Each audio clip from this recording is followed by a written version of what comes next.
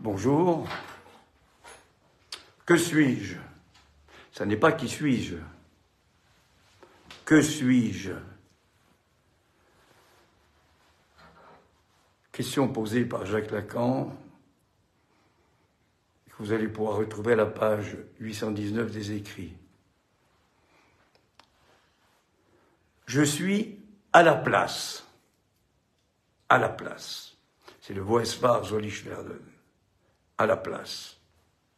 D'où se vocifère, et voilà la voix. Vociférer. Porter la voix. Non, arrête. Que l'univers, alors je suis à la place d'où se vocifère, que l'univers est un défaut, écoutez bien, que l'univers est un défaut,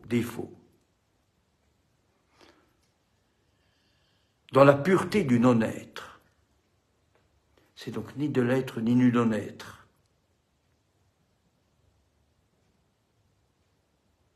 Cette place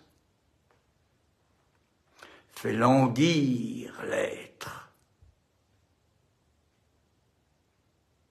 Elle s'appelle jouissance. La jouissance est un savoir impossible à définir. C'est un savoir, ça n'est pas une connaissance. Je vais essayer de bafouiller un peu là-dessus. Hein. Et pour bafouiller un peu ça, je parle de l'expérience. Celle par laquelle nous conduit les signifiants, Lacan. Les signifiants, non pas le sens et la signification. La façon dont ils nous rentrent dans le corps, je dirais. Et notamment, le cri fait le gouffre, le silence se rue. On va voir ça. 65. Je crois que c'est dans les problèmes cruciaux.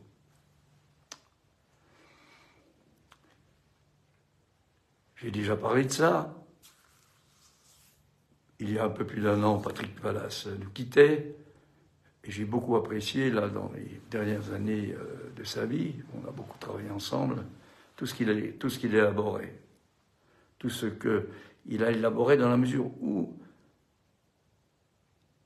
il tentait de se confronter au fait de l'expérience et non pas de rester dans un discours universitaire, même s'il y avait de ça. Alors, il y a quelques semaines, j'ai déjà fait un parcours, celui du sujet de l'inconscient au par-l'être. Ce soir, je propose de... J'ai appelé ça, comme j'ai pu, entendre. Pourquoi entendre? Parce que c'est ça, c'est pas écouter, entendre. Entendre le par-l'être. Alors c'est facile à définir sur un mode universitaire, hein. C'est-à-dire que c'est celui qui, en parlant, va créer un certain type de jouissance, une jouissance nouvelle, une jouissance particulière, va créer ce qu'on appelle l'être. Tout ça, évidemment, ça nous amène, nous, psychanalystes, au désir de l'analyste. Et non pas à rester dans la façon dont, bien sûr, un analyste en tant que, je dirais, citoyen ou familier peut discuter des choses, peut penser, les élaborer. Ce que j'essaie de dire, là, et là, il faut y aller, quoi, je veux dire, hein, d'emblée. Hein. Quand j'entends, il pose la question au début du séminaire, du moment de conclure. 15 novembre 77. Il y a eu au printemps, cette année-là, à l'école dont il est le fondateur, l'école freudienne de Paris, il y a eu des choses qui ont fait beaucoup de vagues sur la passe. Il l'a dit très tôt, hein, en 72, hein, quelques années après avoir proposé le dispositif, c'est un échec. Ça ne veut pas dire que on s'est trompé. Ça veut dire qu'il y a quelque chose qui peut échouer. Et c'est ça l'enjeu du discours analytique.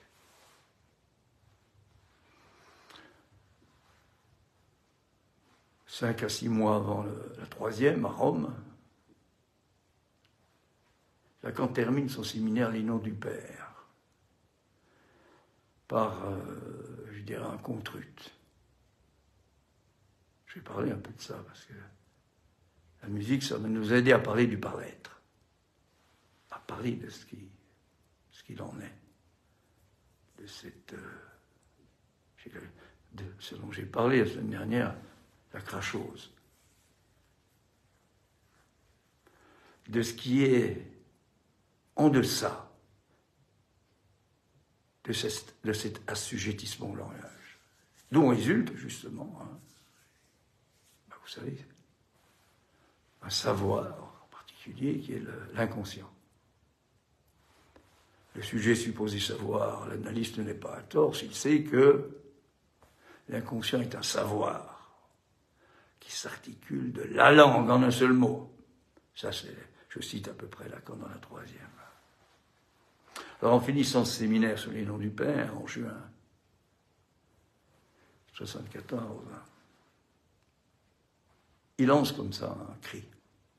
Moi, j'appelle ça un cri. Oui, ben, évidemment, c'est pas un cri.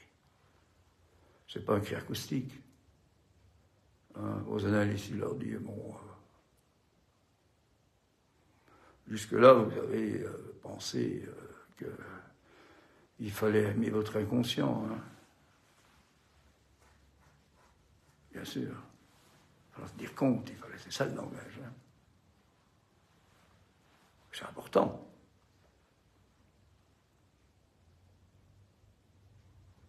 Parce que des noms dupes errent. Il importe d'être dupe du signifiant, de l'inconscient. Et bien maintenant, hein, ce que je peux vous dire, là, hein, je monte là comme ça dans les tours, là, hein, ma voix elle part, là, hein, c'est l'arrière qui est parti là. Maintenant, ce que je peux vous dire,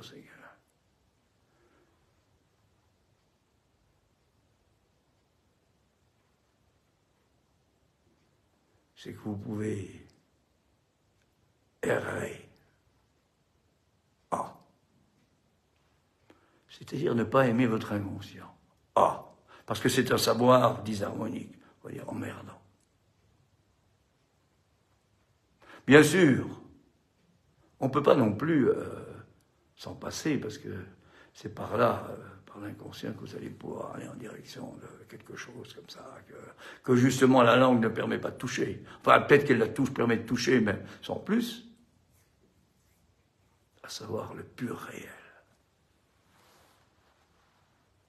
Ça se termine sur ça, le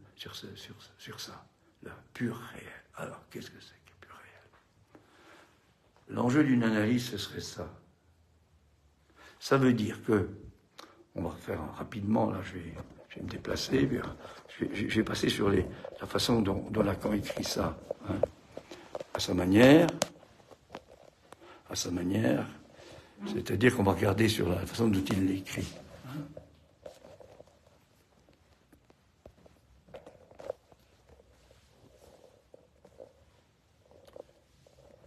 Voilà, j'arrive. Oui, bon.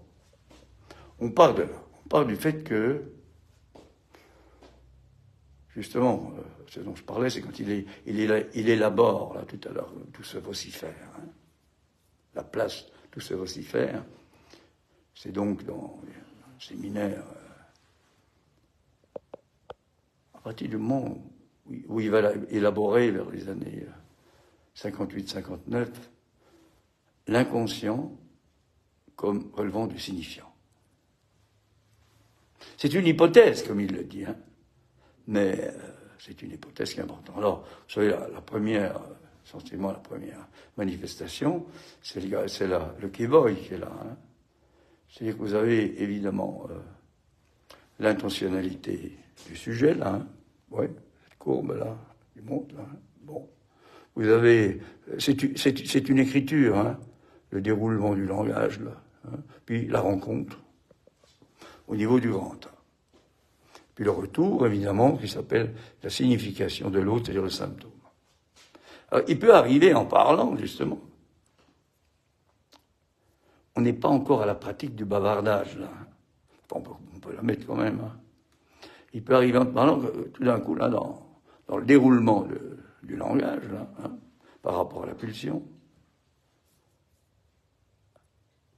il y a rencontre, une touche. On verrait comme ça, il y a de l'eau dans le gaz. Et donc se pose une question, qu'est-ce que tu veux? Bien sûr, on peut parler des ruines de Portici, là, hein, tout ça, là, bon. Et de toute l'angoisse qui apparaît à ce moment-là. Hein. Et la réponse, vous voyez que ça conduit à esbarrer poisson petit a, c'est-à-dire au fond. C'est la première élaboration.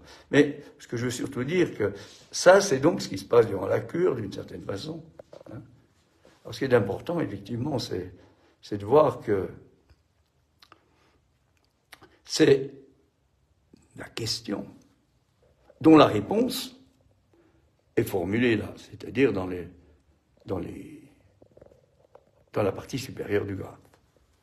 Et durant une analyse, la chaîne signifiante va passer là, comme ça, tout le temps, hein, voilà, avec le sujet qui est accroché à la chaîne signifiante.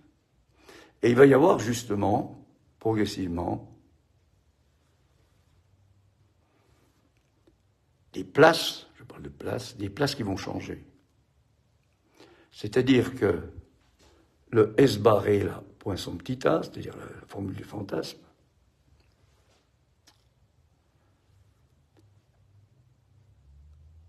elle va résulter de quelque chose d'autre que uniquement l'étage inférieur. C'est plus une signification, d'ailleurs c'est un petit S là, hein, le grand A, signification, hein, le symptôme là. Donc il va y avoir essentiellement, dans cette deuxième partie, on monte comme ça, évidemment on monte, hein, c'est la question. Il va y avoir, je vais le dire rapidement, hein, il va y avoir le fait que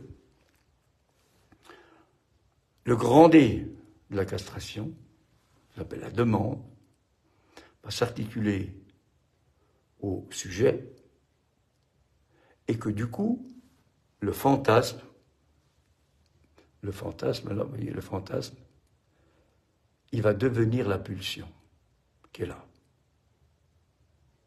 C'est-à-dire qu'il y a castration. Pourquoi? Parce que la pulsion résulte de cette loi qu'introduit le signifiant quand il rencontre le réel de la jouissance. Et si l'on continue, le résultat de cette rencontre-là, de la castration qu'on appelle symbolique, parce que signifiant c'est du symbolique, hein, il va en résulter, ce qui est inscrit là comme une jouissance, c'est-à-dire quelque chose de nouveau. Il y avait une jouissance en bas, hein, ruineuse, dit Lacan, qui est une nouvelle jouissance qui correspond à ce qui va s'appeler après le symptôme et qui va nous amener, évidemment, au nœud broméen.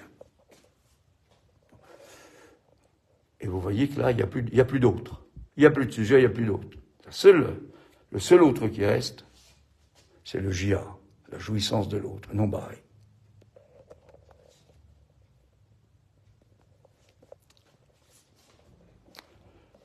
Peut-être pas ce que je veux quand même. Ce qui est important, là, dans ce que j'essaie de dire,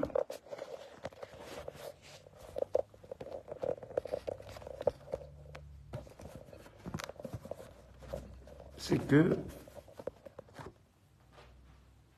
dans une analyse, là c'est défini à partir d'une certaine écriture, de quelque chose. Hein. Dans une analyse, évidemment,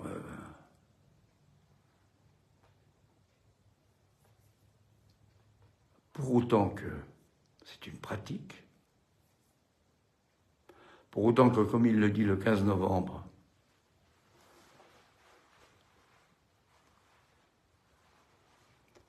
dans le séminaire, le moment de conclure, dans ce qui va se développer dans ce séminaire, plus particulièrement, si vous l'écoutez, vous allez entendre quelque chose qui n'est pas sans rapport avec une jouissance de la voix, un art particulier que j'appelle l'art lyrique, qu'on appelle l'art lyrique, qu'est en fait l'opéra. L'opéra, c'est pas la mise en scène. Même si actuellement ça bascule là-dessus. Hein. L'opéra, c'est... Ah. L'opéra, justement, de toujours, on peut bien se demander pourquoi on a comme ça été si friand de, comme on le dit,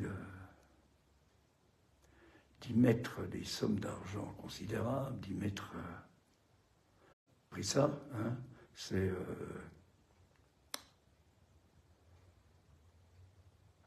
c'est Hitler. Il a développé ça, hein, Hitler. Et donc, une somme considérable, et ça depuis toujours, hein, 2-3 siècles avant Jésus-Christ, en Chine, donc je reviens à la musique, à l'opéra, seuls les empereurs pouvaient composer de la musique. Il y a un droit divin, quasiment, enfin quelque chose comme ça. Hein. Il y a d'emblée le divin. Encore faut-il un petit peu le préciser. Hein. Et puis après, dans le développement, notamment du christianisme, et du catholicisme aussi, enfin bref, dans cette scène religieuse, il va y avoir à la fois l'importance de la parole, du langage qu'on va évidemment édicter comme essentiellement lié à la signification, et puis des petits moments comme ça où la voix peut s'émanciper, où il peut y avoir quelque chose qui a à voir avec une certaine jouissance de la voix. Quand nous allons passer à la scène profane, là, au début du XVIIe, fin du XVe, début du XVIIe en Italie, là, la Camerata de Baldi, puis ensuite l'Orfeo de Monteverdi. Hein. Ça se sensait à ce moment-là, effectivement, il apparaît quelque chose. Bon, je ne vais pas trop faire de progression, parce que je voudrais un peu avancer. Ça, vous pouvez le trouver un peu partout, ça.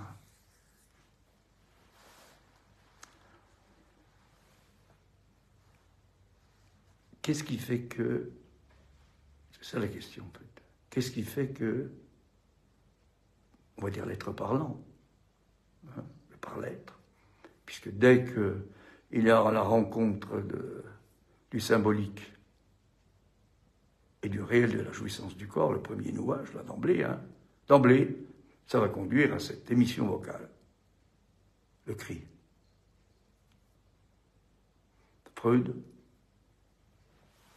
esquisse d'une psychologie scientifique, enfin, c'est une mauvaise traduction, bon, esquisse d'une 1880, le cri. Il importe quand même de s'arrêter un peu là-dessus. Alors, bien sûr, on peut expliquer ça par le fait, ce qui n'est pas faux, qu'il y a des tensions intérieures, etc., à la fin, bon. Et puis ce cri peut être tout à fait mythique aussi, c'est pas le problème. La rencontre du symbolique et du réel du corps conduit à cette jouissance vocale primitive à jamais perdue. Le cri. Et l'opéra va passer son temps à tourner autour de ça. Et l'analyse ne cesse de revenir sur les effets du cri. C'est-à-dire sur le fait que le langage, puis Parce qu'à partir de ce cri, si on continue un peu comme ça, évidemment, la mère entre dans le coup, hein, et elle elle répond par des gestes, par des significations. Et l'enfant est là, comme ça, les yeux grands ouverts, et puis les oreilles, hein.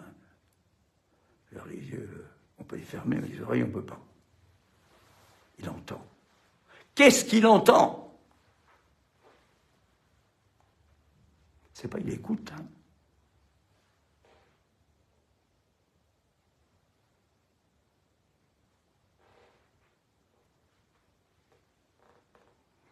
Il entend qu'il y a du langage. Et qu'il entend qu'il y a du langage à partir de la langue en un seul mot. C'est-à-dire des jouissances liées à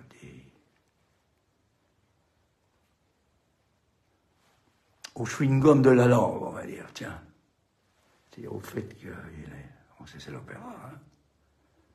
Au fait que la langue, ça peut être tordue, ça peut être manipulé, ça peut être fait de toutes sortes de façons. Hein, voilà. Puis après, il faut bien qu'il rentre dedans. Hein. C'est-à-dire que, vous voyez, cette première position-là, hein, ben, il y a vraiment du rapport sexuel. Hein. Hein, comme il va dire, il n'y a pas de rapport sexuel, sauf entre les 3 générations voisines, là, pour l'enfant, les parents, les grands-parents, etc. On est complètement dedans. Hein. Il faut passer par là. On ne sait pas pourquoi il y a cette affinité entre eux, effectivement. C'est ça qui va nous différencier de l'animal. C'est un trou, c'est un savoir. C'est un savoir, hein, comme il le dit dans ce moment de conclure, hein, qu'il y a l'équivoque. C'est-à-dire qu'il vient de l'écriture, de l'orthographe. Néologisme, agrammatisme. Puis il faudra qu'il laisse tomber tout ça. Enfin, je laisse un peu ça parce que c'est pas ça tellement que je voudrais développer là ce soir. Hein. Si je dis ça, c'est parce que ça peut s'entendre, à certains moments. Alors qu'est-ce qui s'entend? Est-ce qu'une touche de réel, ça peut s'entendre? C'est ça que ça veut dire.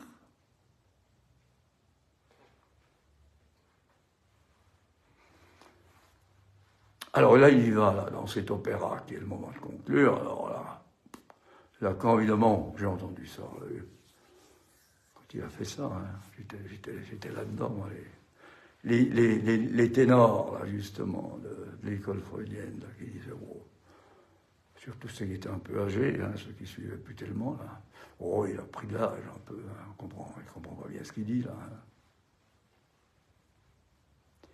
Eh bien, quand on écoute un peu et qu'on entend quelque chose, on se rend compte qu'il ne dit pas n'importe quoi. Encore que dire n'importe quoi, c'est déjà pas mal. Il va dire un truc extraordinaire. Le langage est imparfait. Alors, je vous rappelle ce que c'est que l'imparfait. Hein. Ah, c'est pas encore réalisé, l'imparfait. Hein. Quelques secondes, et la bombe éclatait. C'est pas les thés en question, c'est pas les theillages, là. Hein.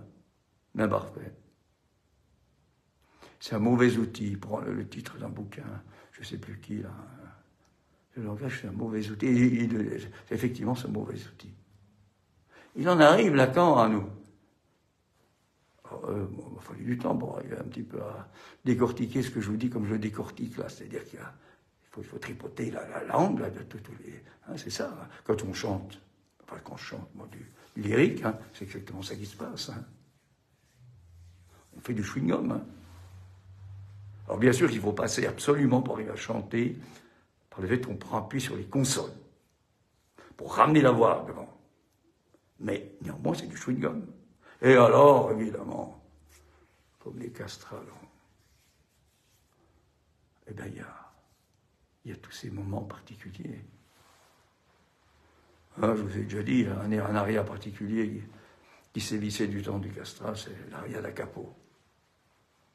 Où il y avait une troisième partie où on improvisait. Alors bien sûr, on pourrait être pris par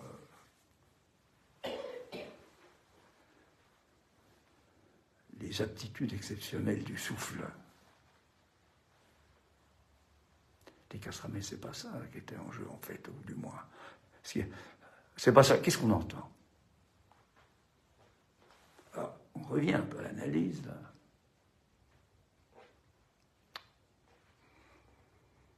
Et au fait que Lacan, même s'il n'est pas musicien, même s'il n'est pas là-dedans, même s'il n'est pas chanteur, il touche quelque chose. Enfin, moi, il m'aide à toucher quelque chose.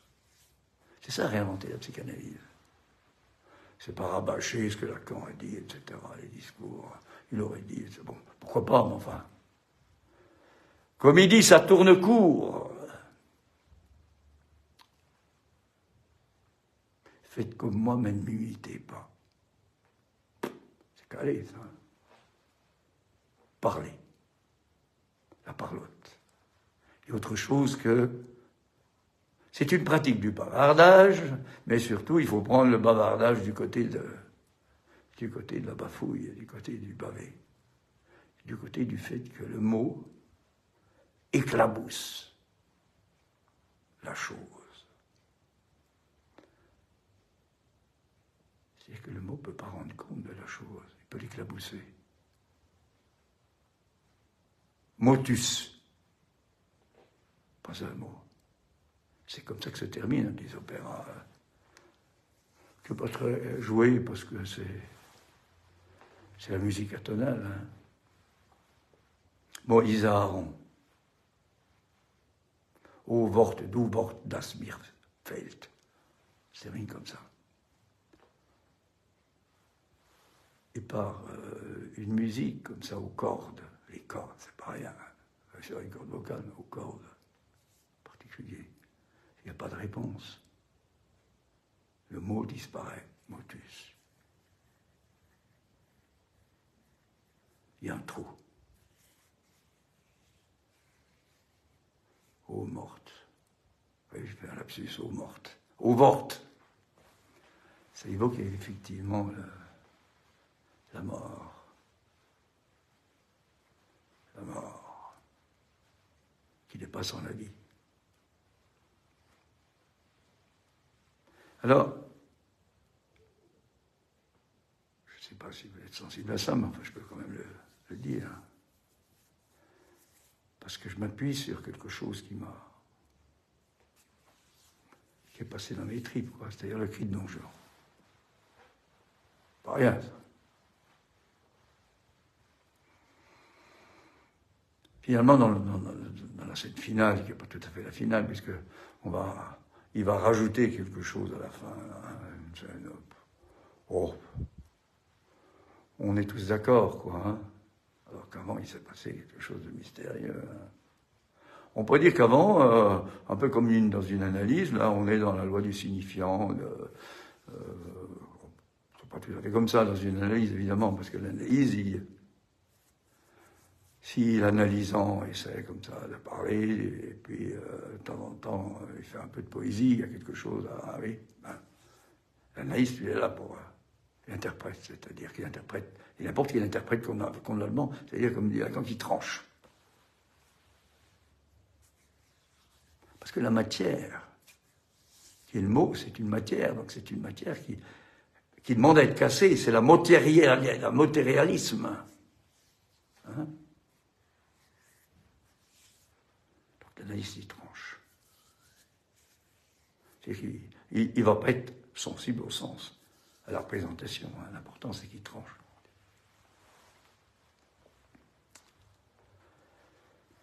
Oui. Dans ce séminaire, il nous livre ça.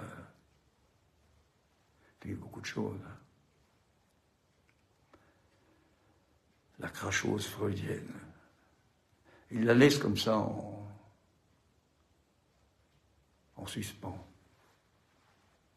Mais, comme j'en parlais avec Patrick Vallas, la crachose, est-ce que ce ne serait pas finalement là-dedans que ça patauge, que patauge la diva, que patauge le chanteur d'opéra, quand il part comme ça dans les... Ben dans le fait que justement, il n'y a plus de loi au niveau du sens et de la signification.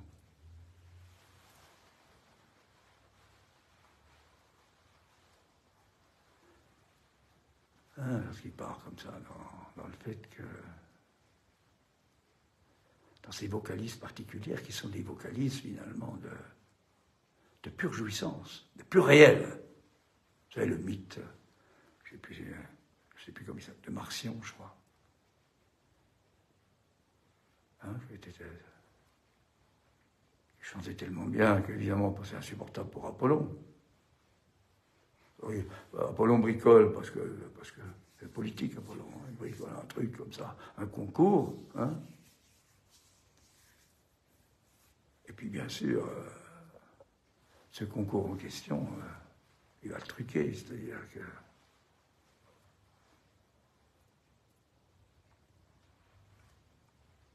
lui, il avait qu'un instrument qui permet de chanter, mais l'autre, non. Ah oui. Donc il va gagner, et puis comme c'est absolument insupportable, il va demander qu'on lui retire la peau. C'est ce qu'elle veut dire, la peau. Apollon a été pris par un Apo. Ça nous indique que cette jouissance-là particulière, sans foi ni loi, ça réel. Touche à quelque chose du réel. Alors elle, bien sûr, c'est quelque chose qui, par le nœud romain, coince, mais aussi c'est quelque chose qui est sans loi. C'est quelque chose, évidemment, qui est imaginarisé par la science, on peut lui en demander autre chose. Et puis qui est réalisé par la religion. Réel, réalisé. Elle réalise quoi? La parole, par des images. RSI. Alors que la science, évidemment, c'est cire. Elle invente, elle symbolise par des images le réel. Et puis la psychanalyse, elle aurait justement IRS, à inventer.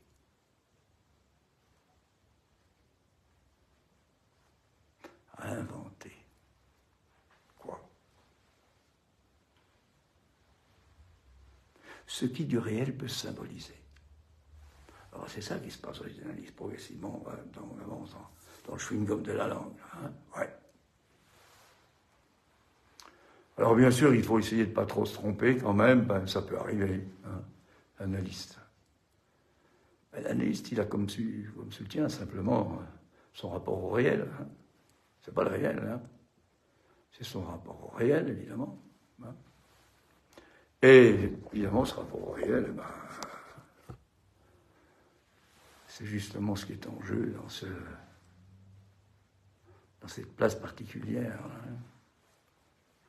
Vous connaissez la formule du désir de l'analyste. C'est cette place particulière où il est en position, en tenant lieu de semblant. Le semblant de quoi? Pas du désir, la cause du désir. L'objet cause du désir, de l'analysant. C'est ça le couple. C'est particulier.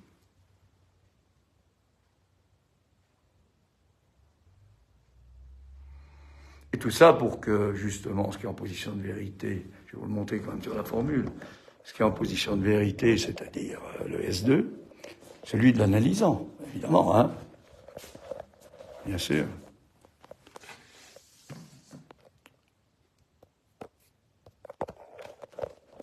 Donc vous l'avez là, désir du discours de l'analyste, il est en position d'objet petit a, là, donc que le discours, le S2, le désir inconscient de l'analysant, c'est ça qu'il met à cette place-là, l'analyste.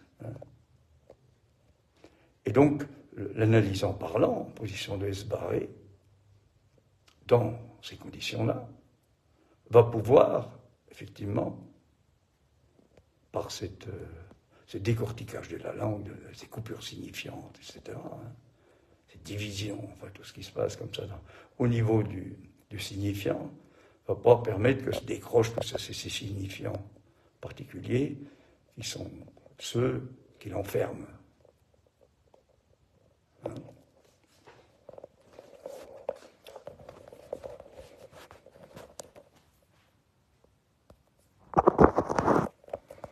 Et donc une analyse, ça, finalement, ça va nous permettre de nous rendre compte de ce à quoi nous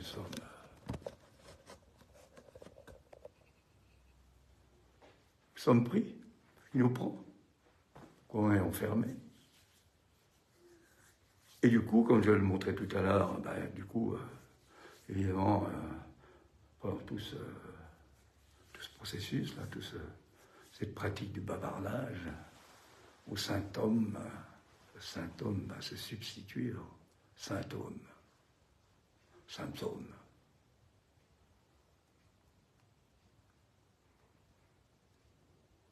Le saint homme comme événement de corps. Voilà le corps, c'est-à-dire le rapport à la jouissance qui apparaît.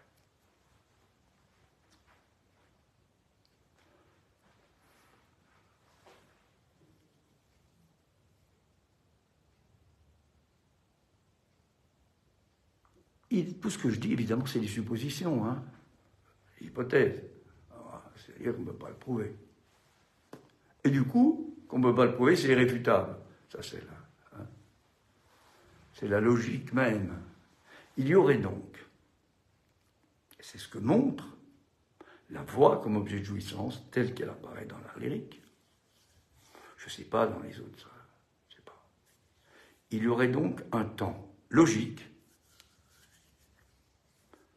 qui précède la mise en jeu de l'inconscient, comme structuré comme un langage, pas le langage, un propre à chacun. Et ce temps n'est pas sans rapport avec, alors quoi? Avec cette, comment dire ça? Avec ce cri dont j'ai parlé tout à l'heure. Mais attention, hein, il ne faut pas en rester au cri phénoménologique. Hein.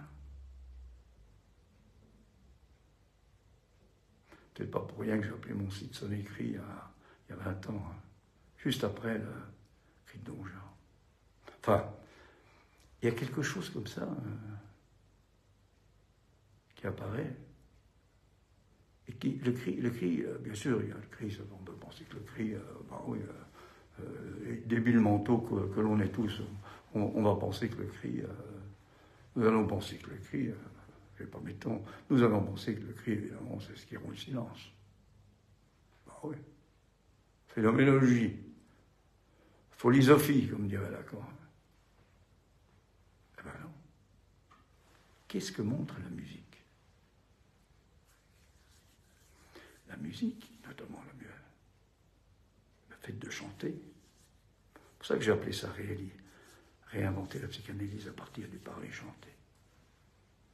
Enfin, moi, je peux dire ça, il me semble. Je peux me risquer à ça. Hein. Bon. J'attends qu'on me contredise ou qu'on me... Enfin, chaque jour, je me rends compte quand même que chaque fois que je chante, c'est jamais. C'est quand même jamais. Ou c'est toujours la première fois. Enfin, en général. Donc c'est ça le rapport à la jouissance. On ne peut pas dire ce que c'est. Hein.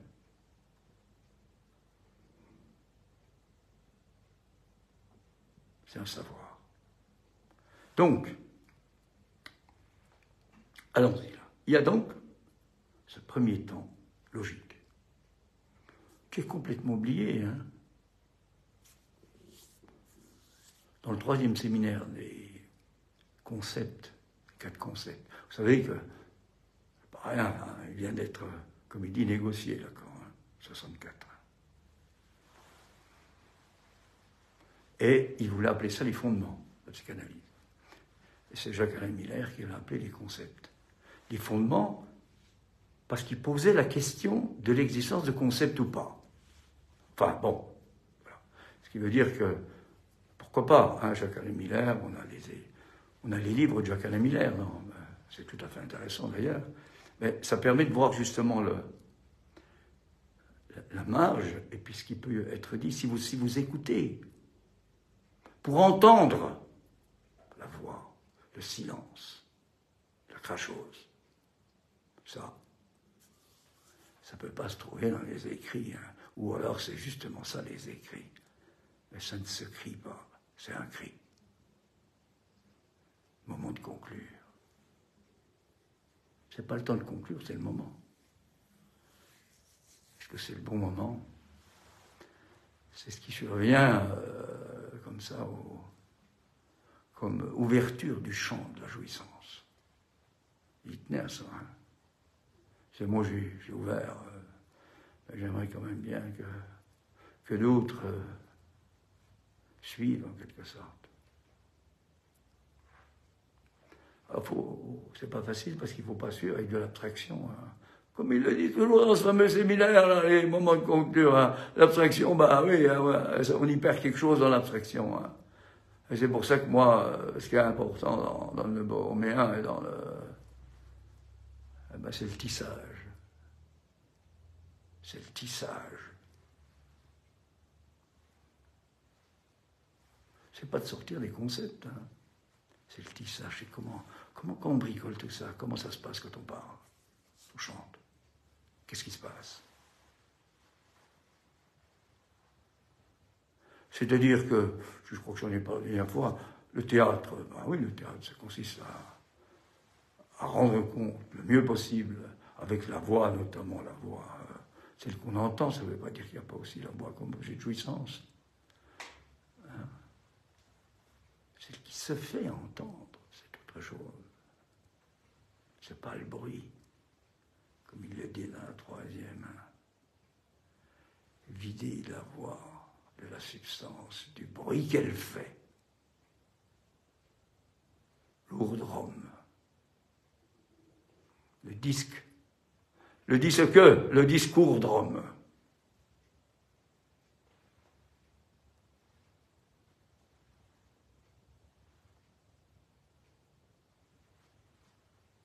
Oui, au théâtre, finalement, la voix est là. D'ailleurs, Jouvet, il en a fait. Ça lui a aidé quand même à sortir du bégaiement, entre autres. Hein. Pas rien. Bon. Mais il y a bien sûr une jouissance. Il y a des voix qu'on aime ou qu'on n'aime pas, bien sûr. Enfin, c'est une jouissance. Hein. Vous savez, c'est le jouir-sens. Hein. La jouissance valide peut-être, mais enfin, ça ne produit pas forcément beaucoup d'effets. Hein. C'est pas comme le petit Hans, tout ça, qui se demande s'il arrive là. Hein. Ou comme celui qu'on appelle Machimi, c'est-à-dire Mishima, là, hein. Tu vois la photo de...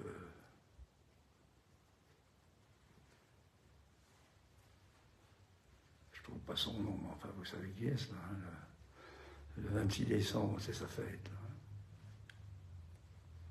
Ça va revenir. Son bout avec flèche, ça le fait bander. Puissance phallique. Chose qui vient de l'extérieur. Puis alors, cette fameuse jouissance autre, là.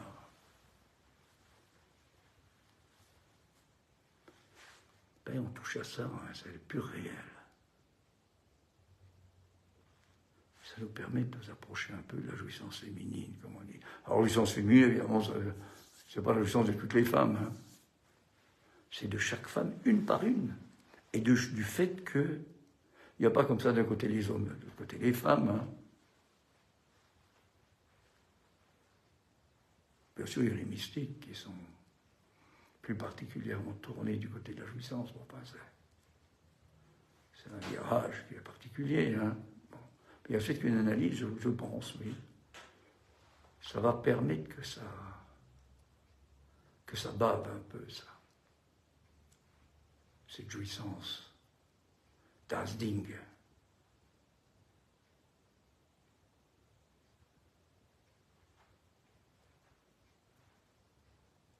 Est-ce que les jurys de paix, j'en sais rien, parce que moi, j'ai commencé, j'ai suspendu parce que j'ai trouvé que c'était tellement ritualisé que je ne voyais pas où ça pouvait conduire. Bon, j'ai peut-être eu tort, enfin bon, voilà.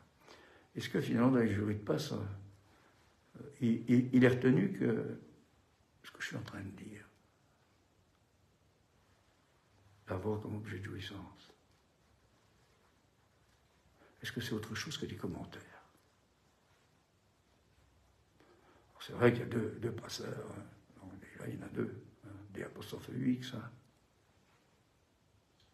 Puis après, il y a le jury. Bon. Enfin,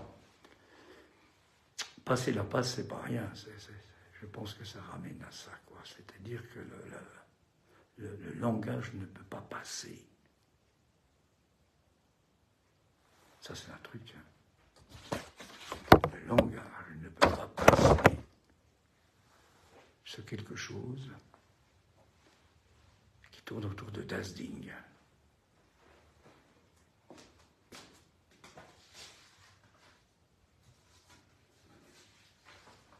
Oui, j'avais noté un peu ça.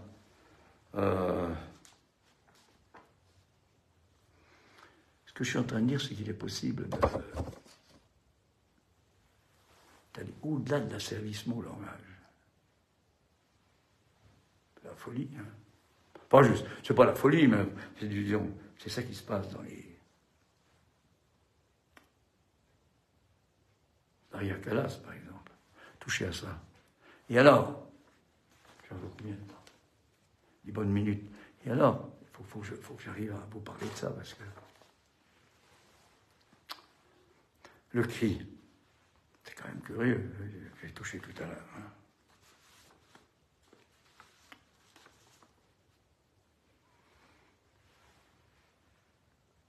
C'est quand même curieux de dire que le cri fait le gouffre, le silence se rue. C'est-à-dire que le cri est ce point extrême de la musicalité, enfin du moins l'opéra, un point de tension extrême qui correspond au fait que c'est à la fois l'ouverture sur quelque chose et à la fois le fait qu'on vient s'arracher à autre chose. Alors là, je vous prends l'exemple du cri de Don Juan.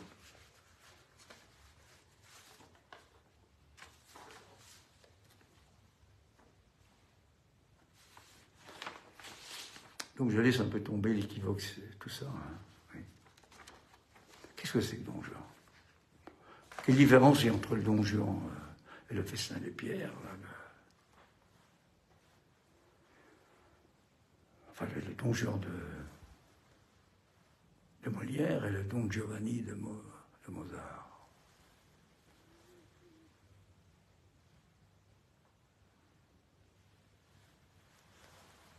Alors bien sûr, on va dire qu'il y a des choses qui sont dans l'un, pas dans l'autre. C'est pas ça. C'est génial, Molière. Hein. Il parle du comique, dit Lacan dans ce même séminaire, bon, le comique. La vie, ce qui se passe entre un homme et une femme, finalement, sexuelle, c'est comique. C'est pas tragique. Et Freud, il est allé jusqu'au fait que, finalement, il aurait quand même pu faire autrement. Hein. Bon, enfin, bon, voilà. Il est dans son opéra, Lacan, là, hein, il y va, là, tout d'un coup, là, bon. Il aurait pu faire autrement que de prendre référence à la tragédie. C'est-à-dire, c'est quoi la tragédie? C'est-à-dire qu'un fils ne peut pas faire autrement que de tuer son père. Voilà, bon. Pourtant, le père, il avait pris des précautions, il l'avait éloigné et tout ça. Hein. Bah oui, bah non, bah voilà. Bon. C'est quand même comique. Hein. C'est pas tragique. Hein, si c'était un peu comique, vécu comme comique, ce qui se passe entre un homme et une femme, ça serait quand même un peu plus simple. Hein. C'est comique, parce qu'il dit finalement, vous connaissez, hein, Il n'y a pas deux femmes identiques, hein, au sens de la sexuation, hein, du féminin. Hein, attention, c'est pas le féminisme, oh là, dès qu'il y a l'isme, il y a un isme, là, oh là là, oh là là, oh là là. C'est la croyance, c'est la lutte, c'est tout ce que vous voulez, oh là là. Les ismes, attention, hein, c'est des systèmes. L'analysme aussi, ça peut être ça, hein, ou l'institution, enfin bon. Donc, ce qui est en jeu, là, avec Don Juan, c'est que c'est, comme il va le dire, lui, il est sans parole. Normalement, un homme, ben, ça se dit d'ailleurs, hein, un homme, ça a de la parole. Ça se dit, c'est pas, j'invente rien, là, hein, il est sans parole. Qu'est-ce que ça veut dire? Et d'ailleurs, c'est El Burlador, hein, c'est pas El Séducteur, hein, c'est le trompeur. Qu'est-ce que c'est que tromper? Ah! Elle ne croit pas l'espérance. L'espérogne, comme dit là. Voi che entrate, lasciate ogni speranza sur la porte de l'enfer. La foi, évidemment, la foire, et puis l'archer raté. Alors, il fait des promesses. Ben oui, je le prends, je vais le faire. Hein, il ne le fait pas. Et de ce côté-là, il n'est pas du côté de la loi comme ça, sur Moïse, etc., bon, signifiante. C'est un petit peu du côté du féminin, ça ne veut pas dire que c'est une critique, hein. Simplement que c'est pas parce qu'on dit quelque chose qu'on va le faire. Et en fait, ce qu'il cherche dans chacune des femmes, c'est comme tout homme qui aime. Il cherche la femme qu'il n'est pas. Il aime la femme qu'il n'est pas, voilà. Donc il change, évidemment. C'est pas pareil du côté de la femme. Hein. Attention, hein. Bon. Et puis alors, évidemment, il est allé récupérer le commendatore au cimetière. Il revient, le commendatore, pour le final. Et alors là, il y a un duo, c'est-à-dire qu'il va y avoir une lutte. Encore, oui. Il va y avoir une lutte entre le signifiant dans sa forme, je dirais, surmoïque, hein, c'est-à-dire que le commandeur définit quelque chose. Mais, et alors là, il y a un moment, c'est mon ami Jean-Michel Vives qui me l'avait signalé, il y a un moment, je crois que c'est Messiaen, qui a repéré dans la voix, je dis dans la voix, pas dans la partition, dans la voix du commandeur, une série, un moment, une phrase, qui détonne tellement parce que justement, elle n'est pas dans la musique habituelle. Elle est dans la musique dodécaphonique, Schoenberg, dont je parlais tout à l'heure. C'est-à-dire que la musique, très bien, alors c'est une chose, c'est une hypothèse. Mais enfin, de toute façon, ça n'empêche pas qu'il continue, etc. Et à un moment, alors il a pu se débrouiller avec ça, c'est-à-dire que, oui, il a pu vivre, il a pu être dans le comique, hein, à sa façon. Hein. Puis à un moment, évidemment, l'autre lui demande, parce qu'il le connaît, hein, il lui demande donne-moi ta main en gage. Alors on pourrait dire fini la rigolade. C'est pas tout à fait ça. C'est qu'à ce moment-là, il y a quelque chose qui fait que on arrive à un point de limite de la parole et du verbe. Et à ce moment-là, qu'est-ce qui va se passer? Est-ce qu'on va pouvoir partir sur torsionner la langue dans la musique, etc., ou dans le parler? Eh bien, à partir de ce moment-là, effectivement, Don Juan ne peut pas. Oimé! Il est pris par l'angoisse. Alors le cœur, évidemment, il va là, sur moi, ça tourne. Et il continue, le commandeur, parce qu'il pense qu'il a gagné. Hein. Pour parler football, il ne pense pas à ce qui va se passer au-delà des 90 minutes, là, dans le temps additionnel, comme on dit. Alors il dit, Pentiti, reprends-toi, 3 fois, non, non.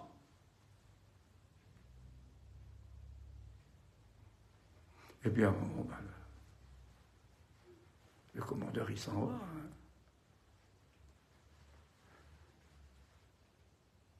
Il s'en va, c'est-à-dire que on peut se demander où il s'en va.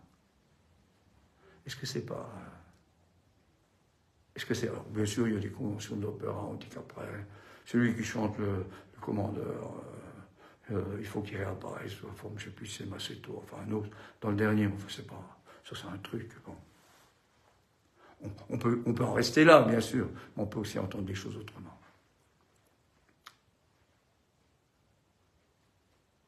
C'est-à-dire qu'il va y avoir, en fait, cette pression, ce pousse à jouir, Don Juan va entendre dans le cœur quelque chose qui le pousse vers le fait qu'à un moment, il use, voilà l'outil, la jouissance, il use du dernier ressort de jouissance du mot, le cri. Et ce faisant, évidemment, on constate, évidemment, il tombe dans le trou, il va en enfer. Pas du tout. Et ce faisant, il transmet quoi? Ben, qu'il y a un premier temps logique, le cri, et que le cri, effectivement, pousse au silence.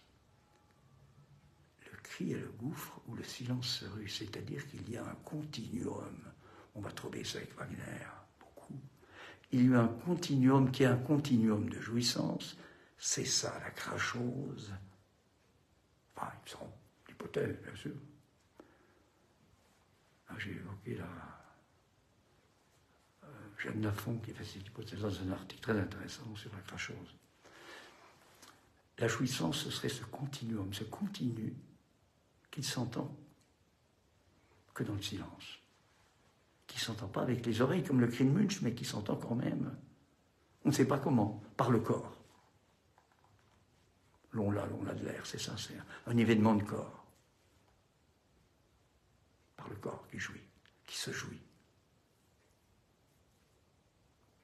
Et en fait, vous voyez que là, on n'est pas du tout dans... Évidemment, il y a la doctrine religieuse dans tout ça, mais c'est pas ça qui est... Je suis passé par là, évidemment, mais enfin, comme peut-être vous aussi, mais enfin, de toute façon, ce qui est en jeu, Mozart, c'est ça, c'est...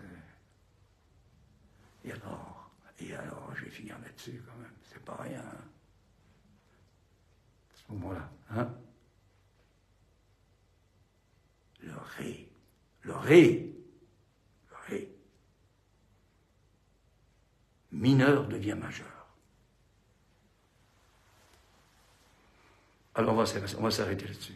La semaine prochaine, petit changement, parce que je ne suis pas libre le mardi, je vais donc parler lundi soir, à la même heure. Hein. Et bon, on verra la suite. Je vais essayer de trouver un titre. Vous savez, les titres, c'est... Je trouve un titre pour faire l'annonce, là, comme ça je dis. Et puis, il y a surtout un peu ce qui se passe pendant qu'on est ensemble, à entendre des trucs, là, chewing-gum, tout ça, et puis ce qui est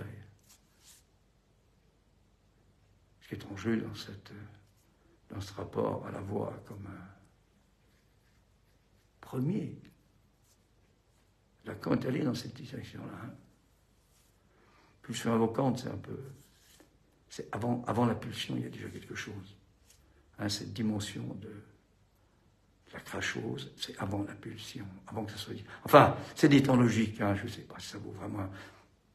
Voilà. De toute façon, dans les moments importants, on dit bien, dans une monde d'une analyse, c'est aussi ce qui vient au moment comme ça, là. Il y a la catastrophe subjective. Alors, à lundi prochain.